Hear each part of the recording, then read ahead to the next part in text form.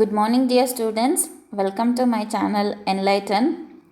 Okay, so in this today's video, we're going to discuss about the number of companies restrictions for the post of directorship.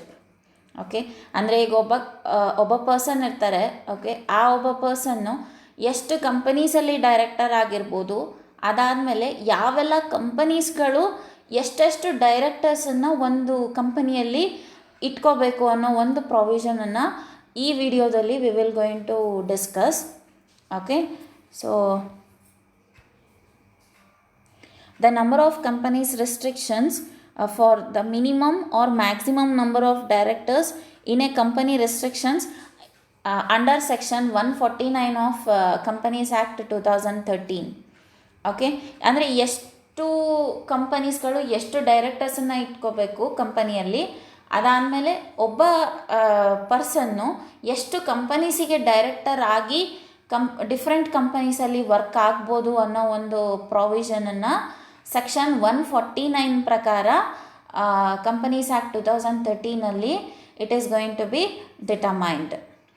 Okay, ಏನಿಲ್ಲ ಇಲ್ಲಿ ಅಂದರೆ ಒಬ್ಬ person ಇರ್ತಾನೆ, ಅವನು up to 20 ಕಂಪನೀಸಲ್ಲಿ director ಆಗಿ ಇರ್ಬೋದು.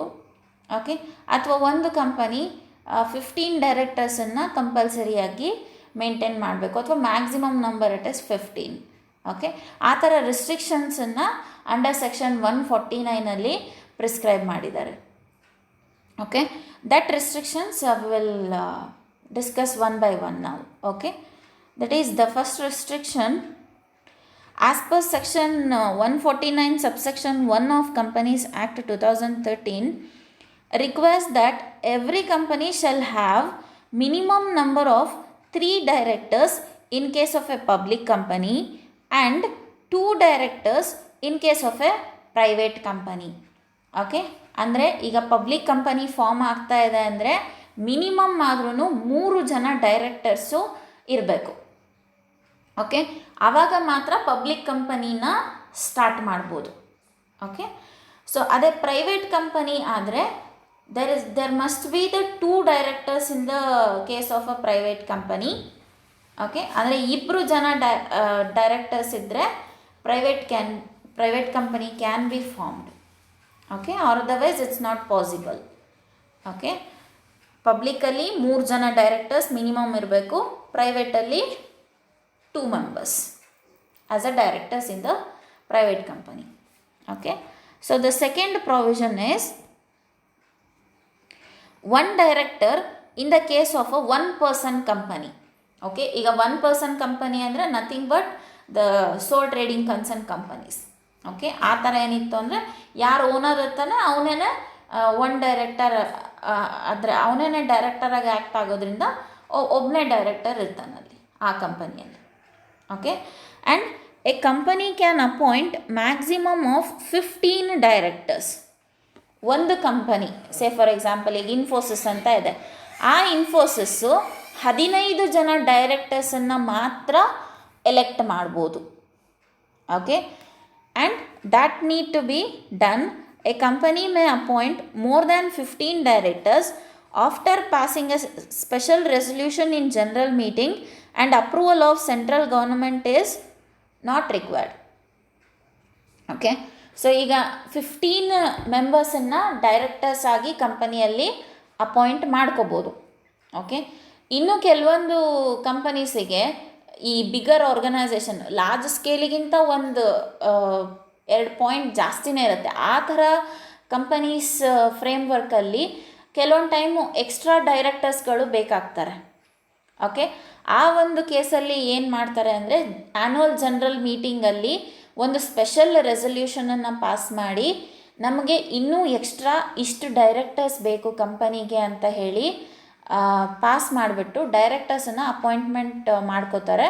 But ಇದಕ್ಕೆ ಸೆಂಟ್ರಲ್ ಗೌರ್ಮೆಂಟಿಂದ ಏನು ಪರ್ಮಿಷನ್ ರಿಕ್ವೈರ್ಮೆಂಟ್ ಇರಲ್ಲ, ಬಟ್ ಸ್ಟೇಟ್ ಗೌರ್ಮೆಂಟಿಂದ, ಅಂದರೆ ಎಲ್ಲಿ ಆ ಒಂದು ಆರ್ಗನೈಸೇಷನ್ ಸಿಚುಯೇಟ್ ಆಗಿರುತ್ತೆ ಅಂದರೆ ಸ್ಟೇಟಲ್ಲಿ, ಆ ಸ್ಟೇಟ್ ಗೌರ್ಮೆಂಟಿಂದ ಪರ್ಮಿಷನ್ ಬೇಕು. ಓಕೆ, ಸೊ ಇಲ್ಲಿನೂ ಒಂದು ಕಾರ್ಪೊರೇಟ್ ಗವರ್ನೆನ್ಸ್ ಸಿಸ್ಟಮ್, ಅಂದರೆ ಗೌರ್ನಮೆಂಟಿನ ಇಂಟರ್ವೆನ್ಷನ್ನು ನೀವು ಈ ಕಾರ್ಪೊರೇಟ್ ಫೀಲ್ಡಲ್ಲಿ ಗೌರ್ನಮೆಂಟ್ ಇಂಟರ್ವೆನ್ಷನ್ ಇಲ್ಲದೆ ಏನೂ ನಡೆಯಲ್ಲ. ಓಕೆ, ಪ್ರತಿಯೊಂದು ವಿಚಾರದಲ್ಲೂ ಕೂಡ ಗೌರ್ನಮೆಂಟ್ ಇಂಟರ್ವೆನ್ಷನ್ನು it will always be there. Okay, but ಆದ್ರೇನು ಈ ಒಂದು ಪ್ರೊವಿಷನಿಗೆ ಸೆಂಟ್ರಲ್ ಗೌರ್ನಮೆಂಟಿನ ಪರ್ಮಿಷನ್ ಏನು ಬೇಕಾಗಿಲ್ಲ, ಜಸ್ಟ್ ಒಂದು ಸ್ಪೆಷಲ್ ರೆಸಲ್ಯೂಷನ್ ಪಾಸ್ ಮಾಡಿದರೆ ಆಯಿತು. ಓಕೆ, ಮ್ಯಾಕ್ಸಿಮಮ್ ಎಷ್ಟು ಜನನ ಅಪಾಯಿಂಟ್ ಮಾಡ್ಬೋದು? 15 ಡೈರೆಕ್ಟರ್ಸನ್ನು. 15 ಡೈರೆಕ್ಟರ್ಸಿಗಿಂತ ಕಂಪನಿಗೆ ಜಾಸ್ತಿ ಡೈರೆಕ್ಟರ್ಸ್ ಬೇಕಾದರೆ ಸ್ಪೆಷಲ್ ರೆಸಲ್ಯೂಷನನ್ನು ಪಾಸ್ ಮಾಡಬೇಕು ಜನರಲ್ ಮೀಟಿಂಗಲ್ಲಿ, ಆ್ಯನ್ಯುವಲ್ ಜನರಲ್ ಮೀಟಿಂಗಲ್ಲಿ. ಅದಾದಮೇಲೆ ಪ್ರಯರ್ ಅಪ್ರೂವಲ್ ಬಂದಾದಮೇಲೆ ಸೆಂಟ್ರಲ್ ಗೌರ್ನಮೆಂಟಿಂದ ಎಕ್ಸ್ಟ್ರಾ ಮೆಂಬರ್ಸನ್ನು ಅಪಾಯಿಂಟ್ ಮಾಡ್ಕೋಬೋದು. Okay, so this is regarding second provision. Okay, next is 7 members can be a director for listed companies. ಈಗ ಲಿಸ್ಟೆಡ್ ಕಂಪನೀಸ್ಗಳಾಗಿದ್ದರೆ, ಅಂದರೆ ಈಗ ಸ್ಟಾಕ್ ಎಕ್ಸ್ಚೇಂಜಲ್ಲಿ ಲಿಸ್ಟ್ ಆಗಿರ್ತಾವಲ್ಲ ಆ ಎಲ್ಲ ಕಂಪನೀಸ್ಗಳಾದರೆ 7 ಮೆಂಬರ್ಸ್ ಯಾರಿರ್ತಾರೆ ಅಥವಾ ನಾರ್ಮಲ್ ಎಂಪ್ಲಾಯೀಸ್ ಯಾರಿರ್ತಾರೆ, ಅಂದರೆ 7 ಜನ ಡೈರೆಕ್ಟರ್ಗಳು ಇರಬೇಕು ಲಿಸ್ಟೆಡ್ ಕಂಪನಿ ಫಾರ್ಮ್ ಆಗಬೇಕು ಅಂದರೆ. Okay, and next is and ಈ ಎಲ್ಲ ಪ್ರೊಸೀಜರನ್ನು ಕಂಪ್ಲೀಟ್ ಮಾಡಲಿಕ್ಕೆ ಓಕೆ 1 ವರ್ಷದಲ್ಲಿ, ಅಂದರೆ ಈಗ ಫಾರ್ ಎಕ್ಸಾಂಪಲ್ ಇನಿಷಿಯಲ್ ಸ್ಟೇಜಲ್ಲಿದೆ ಆರ್ಗನೈಸೇಷನ್ ಸ್ಟಾರ್ಟ್ ಆಗಿ, ಸೊ ಆ ಇನಿಷಿಯಲ್ ಸ್ಟೇಜಿಂದ 1 ಇಯರ್ ಮುಗಿಯೋದ್ರೊಳಗೇ ಈ ಎಲ್ಲ ಪ್ರೊವಿಷನ್ಸ್ಗಳನ್ನು ಕೂಡ ಆರ್ಗನೈಸೇಷನ್ ಅವರು ಫಿಲ್ ಮಾಡಬೇಕು. Okay, a period of 1 year has been provided to enable the companies to comply with these are all the different requirements. Okay, ಈಗ ಅಂದರೆ ಫಾರ್ ಎಕ್ಸಾಂಪಲ್ ಈಗ ಒಂದು company on January 1st of 2021 it's been started. Okay, so next January 1 2022 ಅಷ್ಟೊತ್ತಿಗೆ ಈ ಎಲ್ಲ ಪ್ರೊಸೀಜರ್ಸ್ಗಳು comply ಆಗಿ ಗೌರ್ನಮೆಂಟಿಗೆ submit ಮಾಡಬೇಕು. ಗೌರ್ನಮೆಂಟಿಗೆ ಅದ್ರ ಜೊತೆಗೆ ಹೆಡ್ ಆಫೀಸ್ ಏನಾದರೂ ಬೇರೆ ಕಡೆ ಸಿಚುಯೇಟ್ ಆಗಿದ್ದರೆ, MNC ಕಂಪನೀಸ್ಗಳು ಆ ಥರ ಏನಾದರೂ ಆಗಿದ್ದರೆ it need to be submitted. Okay, so ಈ ಸ್ಲೈಡಲ್ಲಿ ಏನು ನೀವು ಭಾಳ ನೆನ್ಪಿಟ್ಕೋಬೇಕು ಅಂದರೆ ಮಿನಿಮಮ್ಮು 3 ಡೈರೆಕ್ಟರ್ಸ್ ಬೇಕು ಪಬ್ಲಿಕ್ ಕಂಪನಿ ಫಾರ್ಮ್ ಆಗಬೇಕು ಅಂದರೆ, ಆ್ಯಂಡ್ ಪ್ರೈವೇಟ್ ಕಂಪನಿಯಲ್ಲಾದರೆ 2 ಡೈರೆಕ್ಟರ್ಸ್ ಬೇಕು. 1 person ಕಂಪನಿ ಆದರೆ ಒಬ್ಬನೇ ಡೈರೆಕ್ಟರ್ ಸಾಕು. ಅದೇ ಲಿಸ್ಟೆಡ್ ಕಂಪನೀಸ್ ಆಯಿತು ಅಂತಂದರೆ 7 ಡೈರೆಕ್ಟರ್ಸ್ ಬೇಕು ಅಲ್ಲಿ. ಓಕೆ, ಆ್ಯಂಡ್ ಈಗ ಮ್ಯಾಕ್ಸಿಮಮ್ಮು ಒಂದು ಕಂಪನಿ 15 ಜನ ಡೈರೆಕ್ಟರ್ಸನ್ನು ಅಪಾಯಿಂಟ್ ಮಾಡ್ಕೋಬೋದು. ಆದರೆ ಕೆಲವೊಂದು ಸರ್ಕಮ್ಸ್ಟೆನ್ಸಸ್ಸಲ್ಲಿ 15 ಜನಕ್ಕಿಂತ ಜಾಸ್ತಿ ಡೈರೆಕ್ಟರ್ಸ್ ಬೇಕಾಯಿತು ಅಂತಂದರೆ ಆವಾಗ ಸ್ಪೆಷಲ್ ರೆಸಲ್ಯೂಷನನ್ನು ಪಾಸ್ ಮಾಡಿ ಆ್ಯನ್ಯುವಲ್ ಜನರಲ್ ಮೀಟಿಂಗಲ್ಲಿ prior approval from the state government the directors can be elected as extra also. Okay, so this is regarding the minimum or maximum number of directors in a company restrictions and as per section 149. Okay, so next further we'll move towards the sum up of all these restrictions. Okay,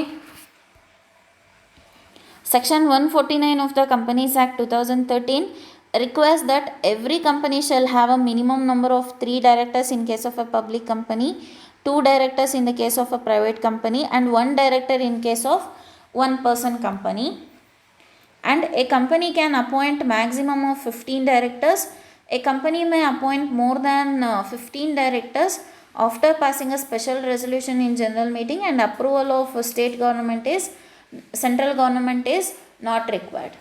Okay, so here the maximum number of directorships including any alternate directorship a person can hold is 20. ಒಬ್ಬ single person okay he can hold only the 20 directorships in different companies. ಈಗ for example ಈಗ ಸುಂದರ್ ಪಿಚೈ ಅಂತ ಇದ್ದಾರೆ. Okay, ಅವರೇನು CEO okay ಗೂಗಲಲ್ಲಿ, but ಅವರು ಬೇರೆ ಕಂಪನೀಸಲ್ಲಿ director ಆಗೂ ಕೂಡ ವರ್ಕ್ ಮಾಡ್ಬೋದು. ಓಕೆ, ಡೈರೆಕ್ಟರಾಗಿ ವರ್ಕ್ ಮಾಡ್ಬೋದು. ಆ ಥರ ಡೈರೆಕ್ಟರಾಗಿ ವರ್ಕ್ ಮಾಡೋದು 20 ಕಂಪನಿಯಲ್ಲಿ they have the chance to work as a directors.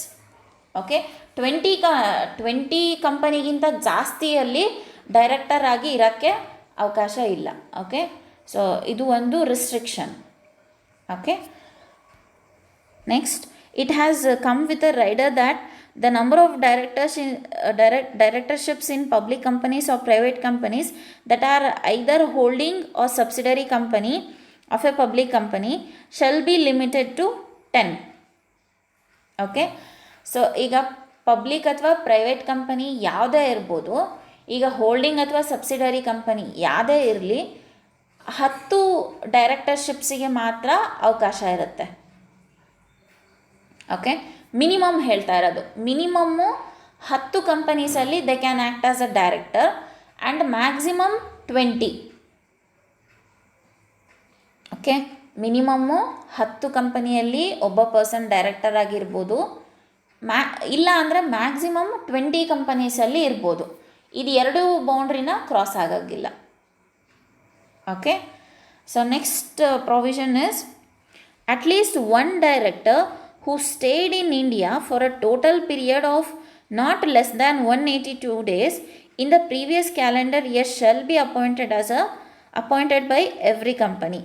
ಅಂದರೆ ಒಬ್ಬ ಡೈರೆಕ್ಟರ್ ಆದ್ರೂ ಕೂಡ ಅಂದರೆ ರೆಸಿಡೆಂಟ್ ಆಗಿರಬೇಕು. ಈಗ ಸೇ ಫಾರ್ ಎಕ್ಸಾಂಪಲ್ ನಮ್ಮದೊಂದು ಇಂಡಿಯನ್ ಕಂಪನಿ ಆದರೆ ಯಾವುದೇ ಒಬ್ಬ ಡೈರೆಕ್ಟರ್ ಆದರೂ 182 ಡೇಸು ಇಂಡಿಯಾದಲ್ಲೇ ಕಂಟಿನ್ಯೂಯಸ್ ಆಗಿ ಇರಬೇಕು. ಓಕೆ, ಈಗ ಹೇಗೆ ನೀವು ಟ್ಯಾಕ್ಸಲ್ಲಿ ರೆಸಿಡೆನ್ಷಿಯಲ್ ಸ್ಟೇಟಸನ್ನು ಡಿಟರ್ಮೈನ್ ಮಾಡುವಾಗ ಇಷ್ಟಿಷ್ಟು ಪರ್ಸನ್ಸು ಈ ಥರ ಆರ್ಡಿನರಿಲಿ ರೆಸಿಡೆಂಟ್ ಈ ಥರ ಇದ್ದರೆ, ನಾಟ್ ಆರ್ಡಿನರಿಲಿ ರೆಸಿಡೆಂಟ್ ಈ ಥರ ಇದ್ದರೆ, ಅಥವಾ NRI ಈ ಥರ ಇದ್ದರೆ ಅಂತ ಇದೆಲ್ಲ, ಅದೇ ಥರನೇ ಇಲ್ಲಿನೂ ಯಾವುದೇ ಒಬ್ಬ ಡೈರೆಕ್ಟರ್ ಆಗ್ತಾ ಇದ್ದಾನೆ ಅಂದರೆ ಅಟ್ಲೀಸ್ಟ್ ಒಬ್ಬ ಡೈರೆಕ್ಟರ್ ಆದರೂ ಇಂಡಿಯಾದಲ್ಲಿ ಹೋದ ವರ್ಷದಲ್ಲಿ 182 ದಿನ ಇಲ್ಲೇ ಇರಬೇಕು. ಓಕೆ, ಇಂಡಿಯಾದಲ್ಲೇ ಸ್ಟೇ ಆಗಿರಬೇಕು. ಓಕೆ, ಸೊ ಹಾಗಿದ್ದರೆ ಮಾತ್ರ he can become as a director. ಅಂದರೆ ಎಲ್ಲ ಡೈರೆಕ್ಟರ್ಸು ಇಲ್ಲೇ ಇರಬೇಕು ಅಂತಲ್ಲ, ಒಬ್ಬ ಡೈರೆಕ್ಟರ್ ಯಾರಾದರೂ ಇಂಡಿಯಾದಲ್ಲಿ ರೆಸಿಡೆಂಟ್ ಆಗಿರಬೇಕು for 182 days continuously in the previous calendar year. Okay, so next provision is at least one woman director shall be appointed in every listed company within 1 year from the commencement of the act. Okay, so ಈಗ ನಾವು types of ಡೈರೆಕ್ಟರ್ಸಲ್ಲಿ ಮಾಡುವಾಗ ನಾನು ನಿಮಗೆ ಹೇಳಿದ್ದೆ ಏನಂತ ಹೇಳಿದರೆ, ಒಬ್ಬ women director ಇರಲೇಬೇಕು, ಎಲ್ಲ ಕಂಪನೀಸಲ್ಲೂ ಇರಲೇಬೇಕು. ಓಕೆ, ಅದು ಪ್ರಾವಿಷನ್ನೇ ಆ ಥರ ಇದೆ. It's not just for listed or not like that. It will be for all public or private company or in one person it may be not required, but ಯಾರು owner ಇರ್ತಾರೆ ಅವರೇ ಇದಾಗೋದ್ರಿಂದ ಅದೇನಲ್ಲಿ ರಿಕ್ವೈರ್ಮೆಂಟ್ ಇರಲ್ಲ, but still it can be. Okay, and ಇಲ್ಲೇನಂತ ಹೇಳ್ತಾರೆ ಅಂದರೆ, ಆ ಲಿಸ್ಟೆಡ್ ಕಂಪನೀಸಲ್ಲಿ ಒಬ್ಬ ವುಮೆನ್ ಡೈರೆಕ್ಟರ್ ಇರಬೇಕು ಅಂತ ಹೇಳ್ತಾರೆ. Okay, so next provision is every other public company having paid up share capital of rupees 100 crores or more or turnover of rupees 300 crores or more as on the last date of audited financial statements shall appoint at least one woman director within 1 year from the implementation of the act. ಅಂದರೆ ಈಗ ಒಂದು company start ಆಗಿರುತ್ತೆ, on Jan 1, 2021 ಒಂದು company start ಆಗಿದೆ. So next January 1, 2022 ಅಷ್ಟೊತ್ತಿಗೆ ಒಬ್ಬ women director ಇರಬೇಕು. ಅದ್ರ ಜೊತೆಗೆ ಈಗ ಯಾವುದೆಲ್ಲ ಕಂಪನಿದು 100 crores ಅಥವಾ ಟರ್ನೋವರ್ 300 crores ಕ್ರಾಸ್ ಆಗಿರುತ್ತೆ, ಅವರು ಕಂಪಲ್ಸರಿಯಾಗಿ ಒಬ್ಬ ವುಮೆನ್ ಡೈರೆಕ್ಟರನ್ನು ಅಪಾಯಿಂಟ್ ಮಾಡಲೇಬೇಕು.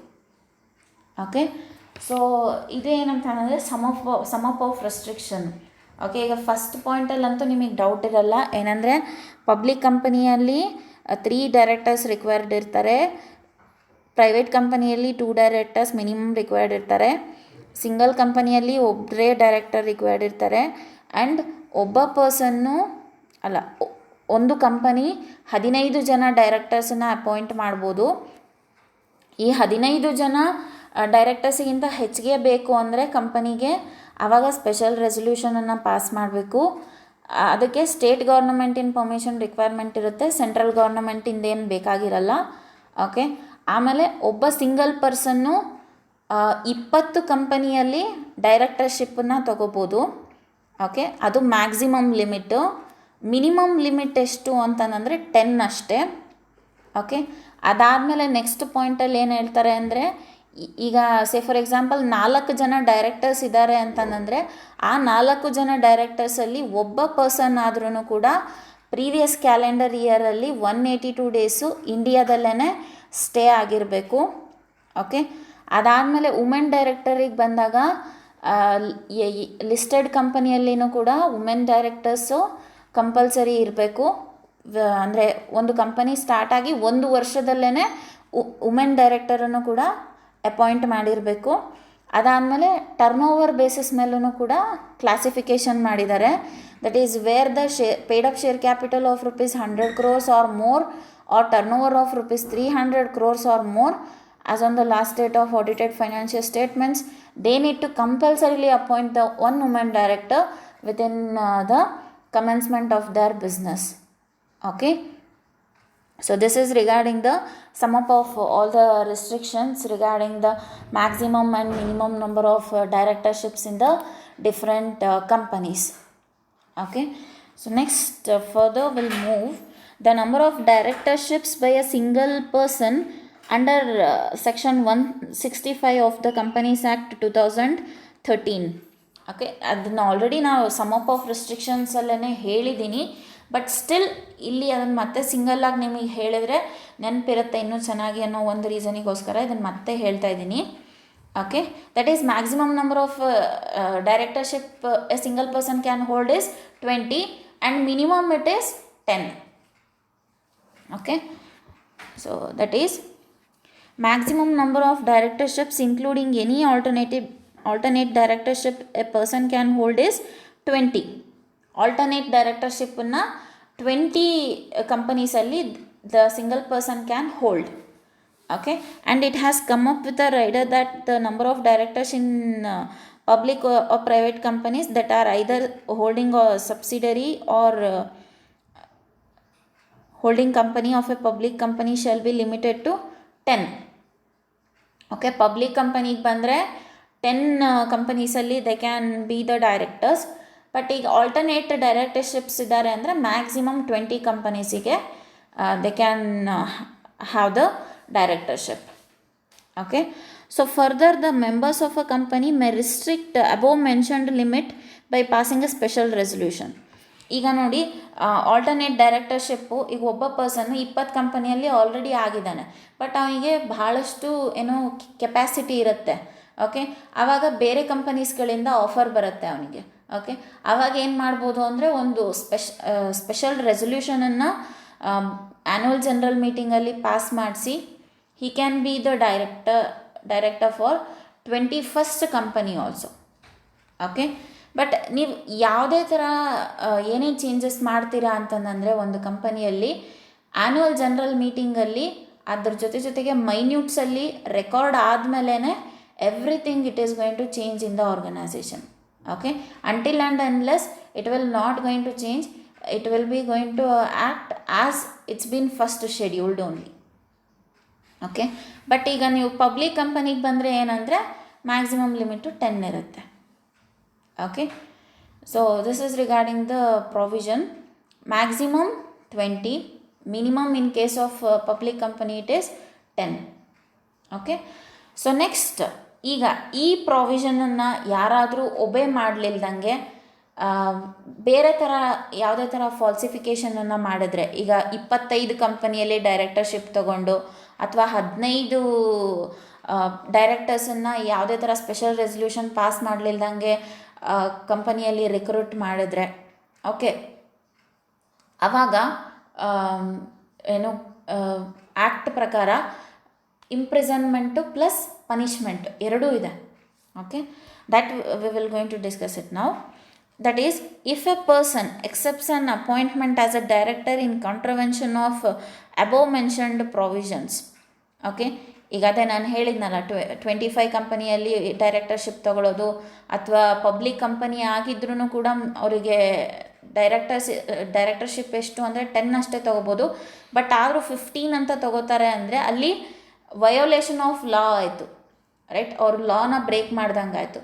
ಸೊ ಅದಕ್ಕೆ they will be have the punishments in the form of penalty and as well as in the form of imprisonment as well. Okay, that is he shall be punishable with a fine which shall not be less than rupees 5,000 but which may extend to rupees 25,000 for every day after the first day during the contravention continuous. Okay, ಈಗ ನೋಡ್ರಿ, first ಈಗ ಒಂದು say for example 15th June 2021ಗೆ ಆ ಒಂದು ಫಾಲ್ಸಿಫಿಕೇಷನ್ ಮಾಡಿರ್ತಾನೆ ಅಂತ ಅಂದ್ಕೊಳ್ಳಿ. Okay, so ಅದು ಡಿಸ್ಪ್ಯೂಟು ಇನ್ನೂ ನಡೀತಾನೆ ಇದೆ, ಅವನು ಇನ್ನೂ ಅದನ್ನು ಒಪ್ಕೊಂಡಿಲ್ಲ. ಸೊ 15 days ಆಯಿತು ಅಂತ ಅಂದ್ಕೊಳ್ಳಿ. ಓಕೆ, ಸೊ ಅವನಿಗೆ ಎವ್ರಿ ಡೇ 5,000 ರೂಪೀಸ್ ಅಂದರೆ 15 ದಿವಸಕ್ಕೆ ಆಯಿತು ಅಂದರೆ ಅಪ್ರಾಕ್ಸಿಮೇಟ್ಲಿ ಅವನು 75,000 rupees near he will need to pay the penalty for the company. Okay, so penalty for the company and which will reach us to the government itself. Okay, ಆ ಒಂದು ರೀಸನಿಗೋಸ್ಕರನೇ ಯಾವುದೇ ಒಬ್ಬ single person ಡೈರೆಕ್ಟರ್ಶಿಪ್ ತೊಗೋತಾ ಇದ್ದಾನೆ ಅಂದರೆ ಕಂಪನಿಯಲ್ಲಿ maximum ಅಂದರೆ 20 ಕಂಪನೀಸಲ್ಲಿ ಮಾತ್ರ director ಆಗಿ ವರ್ಕ್ ಮಾಡ್ಬೋದು ಒಬ್ಬ ಸಿಂಗಲ್ ಪರ್ಸನ್. ಓಕೆ, ಪಬ್ಲಿಕ್ ಕಂಪನಿಯಲ್ಲಿ ಅವನೇನಾದರೂ ಆಗಬೇಕು ಅಂತಂದರೆ then it will be the 10 only. Okay, so this is regarding number of directorships by a single person as per section 165. Okay, so next we'll move towards the residence of a director in India. It is also been discussed in the sum up of restriction, but still separate if it is separate ಆಗಿ ನಾನು ನಿಮಗೆ ಹೇಳಿದೆ ಅಂದರೆ ಇನ್ನೂ ನೆನಪಿರುತ್ತೆ ಅನ್ನೋ ಒಂದು ರೀಸನಿಗೋಸ್ಕರ ಹೇಳ್ತಿದ್ದೀನಿ ಇದನ್ನು again. Okay, that is section 149 subsection 3 of the act has provided for the residence of a director in India as a compulsory, that is for every company shall have at least one director who has stayed in India for a total period of not less than 182 days in the previous calendar year. Okay, ಈಗ 4 ಜನ director ಇದ್ದಾರೆ public ಕಂಪನಿಯಲ್ಲಿ ಅಂತಂದರೆ ಆ 4 ಜನದಲ್ಲಿ ಒಬ್ಬ ಪರ್ಸನ್ನು ಇಂಡಿಯಾದಲ್ಲಿ 182 days resident ಆಗಿರಬೇಕು. ಓಕೆ, ಆವಾಗ ಮಾತ್ರ ಡೈರೆಕ್ಟರ್ಶಿಪ್ಪಿಗೆ ಎಲಿಜಿಬಲ್ ಇರ್ತಾರೆ, ಇಲ್ಲ ಅಂದರೆ ಎಲಿಜಿಬಲ್ ಇರಲ್ಲ.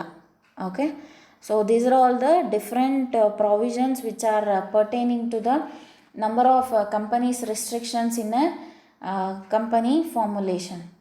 ಓಕೆ, ಈಗ ಒಬ್ಬ ಪರ್ಸನ್ನು he can be the director for 20 maximum, and if it is a public company then the limit is only 10 companies. For 10 companies he can the single person can become a director in the company. Okay, so ಈಗ public company formulate ಮಾಡಬೇಕು ಅಂತಂದರೆ ಎಷ್ಟು ಜನ directors ಬೇಕು? Minimum ಅಂದರೆ 3 directors ಬೇಕು. Private ಕಂಪನಿಯಲ್ಲಿ form ಮಾಡಬೇಕು ಅಂತಂದರೆ 2 ಡೈರೆಕ್ಟರ್ಸ್ ಬೇಕು. ಸಿಂಗಲ್ ಪರ್ಸನ್ ಅಥವಾ 1 ಪರ್ಸನ್ ಕಂಪನಿಯನ್ನು ಸ್ಟಾರ್ಟ್ ಮಾಡಬೇಕು ಅಂದರೆ ಸಿಂಗಲ್ ಡೈರೆಕ್ಟರ್ ಸಾಕು. ಲಿಸ್ಟೆಡ್ ಕಂಪನಿ ಓಪನ್ ಮಾಡಬೇಕು ಅಂದರೆ 7 ಡೈರೆಕ್ಟರ್ಸ್ ರಿಕ್ವೈರ್ಡ್ ಇರ್ತಾರೆ. ಓಕೆ, ಅದಾದಮೇಲೆ ಕಂಪನಿಯಲ್ಲಿ ಮ್ಯಾಕ್ಸಿಮಮ್ ಆಗಿ 15 ಡೈರೆಕ್ಟರ್ಸನ್ನು ಅಷ್ಟೇ ಅಪಾಯಿಂಟ್ ಮಾಡ್ಬೋದು. 15 ಡೈರೆಕ್ಟರ್ಸಿಗಿಂತ ಜಾಸ್ತಿ ಏನಾದರೂ ಅಪಾಯಿಂಟ್ ಮಾಡಬೇಕು ಅಂತಂದರೆ ಸ್ಪೆಷಲ್ ರೆಸೊಲ್ಯೂಷನನ್ನು ಪಾಸ್ ಮಾಡಬೇಕು. ಆ ಸ್ಪೆಷಲ್ ರೆಸೊಲ್ಯೂಷನನ್ನು ಪಾಸ್ ಮಾಡಿ ಜನರಲ್ ಮೀಟಿಂಗಲ್ಲಿ afterwards getting the state government consent they can proceed further. Okay, so and women ಡೈರೆಕ್ಟರ್ಸನ್ನು ಕೂಡ ಅಪಾಯಿಂಟ್ ಮಾಡೋದು ಕಂಪಲ್ಸರಿ. ಓಕೆ, ಎಲ್ಲ ಕಂಪನೀಸಲ್ಲೂ ಕೂಡ ಒಬ್ಬ ವುಮೆನ್ ಡೈರೆಕ್ಟರ್ ಇರಲೇಬೇಕು. ಓಕೆ, ಆ್ಯಂಡ್ ಇವೆಲ್ಲ ಪ್ರೊವಿಷನ್ಸನ್ನು ಕಂಪ್ಲೀಟ್ ಮಾಡಲಿಕ್ಕೆ ಸ್ಟಾರ್ಟಿಂಗ್ 1 ವರ್ಷ ಕಂಪನಿಗೆ ಟೈಮ್ ಇರುತ್ತೆ. ಆ ಒಂದು ಡ್ಯೂರೇಷನ್ನಲ್ಲೇ ಎಲ್ಲ ಪ್ರಾವಿಷನ್ಸ್ಗಳನ್ನ ಕಂಪ್ಲೈ ಮಾಡಬೇಕು. ಓಕೆ, ಸೊ ಅದಾದಮೇಲೆ ನೆಕ್ಸ್ಟು ಈ number of directorships by a single person as per section 165 ಅಂದರೆ ಮ್ಯಾಕ್ಸಿಮಮ್ ಅಂದರೆ ಆಲ್ಟರ್ನೇಟ್ ಡೈರೆಕ್ಟರ್ಶಿಪ್ಪು 20 ತೊಗೋಬೋದು. ಪಬ್ಲಿಕ್ ಕಂಪನಿಯಲ್ಲಿ ಡೈರೆಕ್ಟರ್ ಆಗಬೇಕು ಅಂದರೆ minimum limit and maximum it is 10 only. Okay. So ಈ ಎಲ್ಲ ಲಾಸಿಗೆ ಅವರು ಇಫ್ ಸಪೋಸ್ ಪರ್ಟೇನ್ ಆಗಿಲ್ಲ ಅಥವಾ ಬೌಂಡ್ ಆಗಿಲ್ಲ ಅಂದರೆ ಎಲ್ಲೇ ಏನೇ ಒಂದು ಸಿಂಗಲ್ ಪಾಯಿಂಟಲ್ಲಿ ವಯೋಲೇಷನ್ ಆಯಿತು ಅಂತಂದರೆ ಆವಾಗ ಎವ್ರಿ ಡೇ 5,000 to 25,000 ಅವರಿಗೆ ಏನಂತೀರ ಪೆನಾಲ್ಟಿ ಇಂಪೋಸ್ ಆಗೋ ಚಾನ್ಸಸ್ಸು ಇರುತ್ತೆ. ಇಫ್ ಸಿವಿಯರಾಗಿ ಏನಾದರೂ ಅವ್ರ ಪ್ರಾಬ್ಲಮ್ಸ್ ರೇಸ್ ಆಗಿತ್ತು ಅಂದರೆ ಅವರ ಕೇಸಲ್ಲಿ then imprisonment is also possible. Okay. So ಅದಾದಮೇಲೆ ರೆಸಿಡೆನ್ಸ್ ಅಂತ ಹೇಳಿದರೆ ಈಗ ಯಾರಾದರೂ ಒಬ್ಬ ಡೈರೆಕ್ಟರು ಇಂಡಿಯಾದಲ್ಲಿ 182 ಡೇಸು ಇರಲೇಬೇಕು ಲಾಸ್ಟ್ ಪ್ರೀವಿಯಸ್ ಇಯರಲ್ಲಿ. Okay. So these are all the different restrictions for the number of companies restrictions, that is minimum or the maximum number of directors in a company restriction as per section 149. Okay. So ಈ ಪ್ರೊವಿಷನ್ಸ್ಗಳನ್ನ ನೆನ್ಪಿಟ್ಕೊಳ್ಳೋದು ಭಾಳ easy. Just ನಾನೇನು highlight ಮಾಡಿದ್ದೀನಿ ಸ್ಲೈಡ್ಸಲ್ಲಿ ಅದನ್ನು ಸ್ವಲ್ಪ ಕ್ಲಿಯರಾಗಿ ಓದ್ಕೊಳ್ಳಿ. Okay. So this is regarding the number of companies restrictions in your syllabi. Okay. Thank you. Okay, thank you so much. Do subscribe for my channel for more updates regarding the classes. Okay, thank you. ಏನಾದರೂ doubts ಇದ್ದರೆ zoom ಮೀಟಿಂಗಲ್ಲಿ we can clarify. Okay, thank you.